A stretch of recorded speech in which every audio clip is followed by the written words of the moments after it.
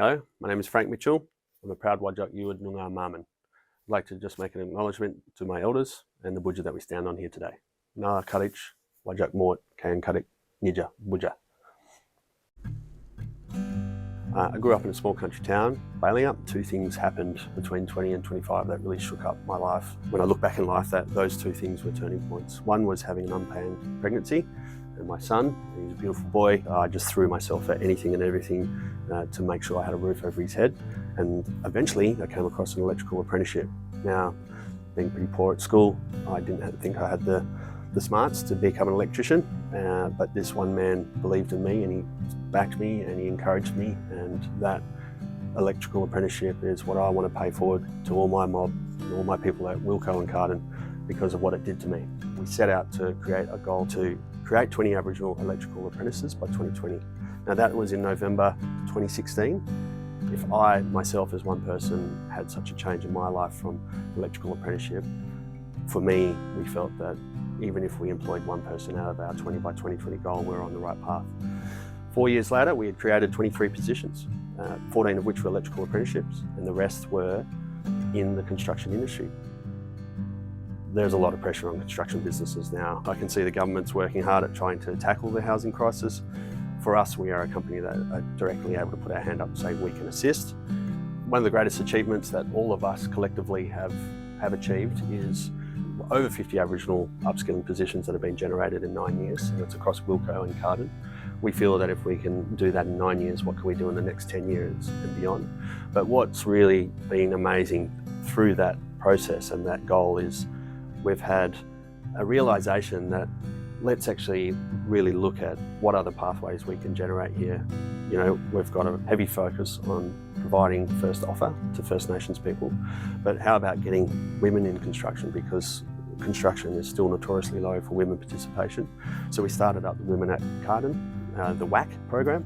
We're really proud to continue developing that. Another one is people that are living with a disability. Why can't we put structures and safety around those people to make sure that they can fulfill their dreams of entering into the construction industry? We've also got people who have been let go because they're ageing, and so we have another program for over 55s, and very proud to see that program really develop as well. So there's 4 social impact pathways there that we are proud of putting a lot of time and energy into. My name's Breeanna Haynes. I'm a proud Wajak Noongar woman, and I am a trainee in projects management. We are here at Nullamara at the Organisation of African Communities, which is a City of Stirling job, and we're just refurbishing the hallway, the toilets and the area around here. I was started as a trainee administrator at the start for 3 years ago, and then I've worked myself up to where I am now, which is now just being the admin for all the project managers, but also starting to manage my own projects. So Kardan Construction have done a lot of jobs at the moment. We've got a good relationship with police headquarters, which is in Perth. We've done Waypole Midland. We've just recently done one at Madagarra Bridge as well, which was probably the biggest one that we've ever got. I'm Scott Pickett. I'm a Balladong Noongar, 4th year apprentice painter. Really close to finishing my apprenticeship. The job she did at Midland, I painted the office that she was a project manager for. They've definitely helped me with letting me know what I want to do in life. They've also made me acknowledge my culture a lot more than I thought I would ever get at another company. Being an Indigenous woman, they've made me feel so proud of it and not made me hide it. I don't think I would have ever gotten that from any other company. I feel like more acknowledgement.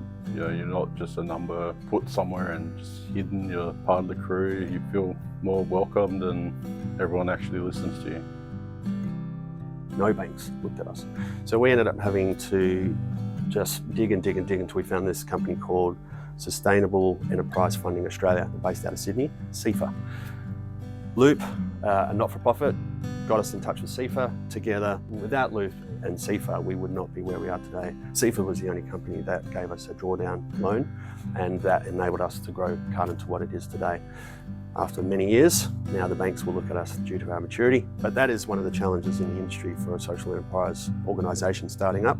We feel that the funding and support would be far greater and helpful for these businesses to thrive if there is more support for funding.